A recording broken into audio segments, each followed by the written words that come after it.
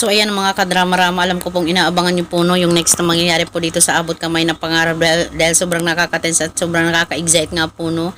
Dahil katatapos nga lang din po talaga no yung kinakatakutan nating virus doon sa San Ricardo Hospital. Talagang naging okay na po nga ang lahat dahil nga po sa dumating na nga po yung vaccine no doon sa hospital, tsaka na-cure na nga po talaga yung may mga sakit na hawaan talaga ng virus. So talagang tinapos na yun talaga ni director no, yung episode na yun. So naging successful po yung lahat ng nangyari po doon talaga sa San Ricardo, 'di ba?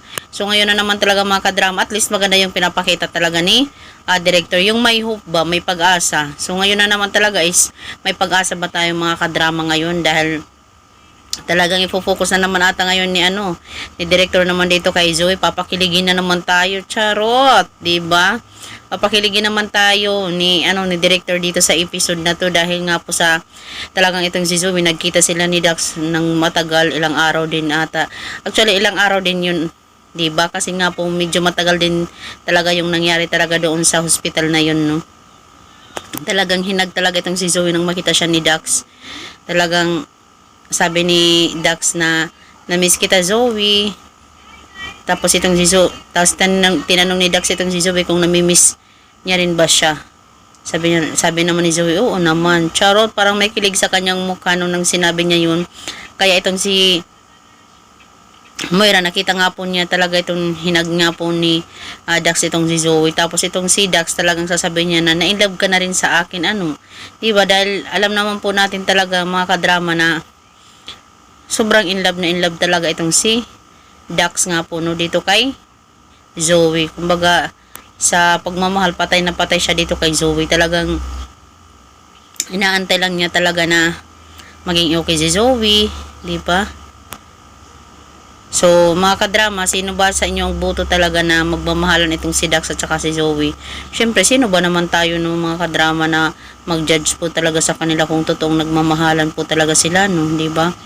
Sa totoong drama-drama nila sa kanilang dahil nga po sa testimony nga po itong si Dax laban po dito kay mami niya, kaya nagkaroon talaga sila ng kasunduan na magiging jowa niya itong si Zoe. Talagang tututuhanin na ba talaga ni Zoe at saka ni Dax yung pagiging jowaan nilang dalawa?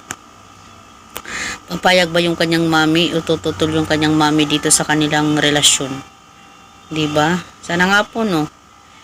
Sasabihin din talaga ni Zoe na syempre kasi pinahanga mo ako. Ay, charot. Talagang sa pagsasalita nun ni Zoe, talagang may in love itong si kikiligin itong si Dax, charot. Man mga kadrama, kinikilig ba kayo ngayon sa episode na to? At least maganda yung pinapakita ni director, hindi yung mga andyan yung galit, nakakainis, yung mga ganyan ba. Diba? At least pinapakilig na naman tayo. Binigyan niya tayo ng pag-asa nung matapos yung virus. Ngayon papakiligin niya tayo, di ba? Yung at least mga positivity ba? Yung magaganda. So yun lang po mga kadrama, abang-abang na lang po tayo no sa next na mangyari po dito sa Abot Kamay na Pangarap. Don't forget to please like, share, subscribe my channel. Bye bye. God bless you all.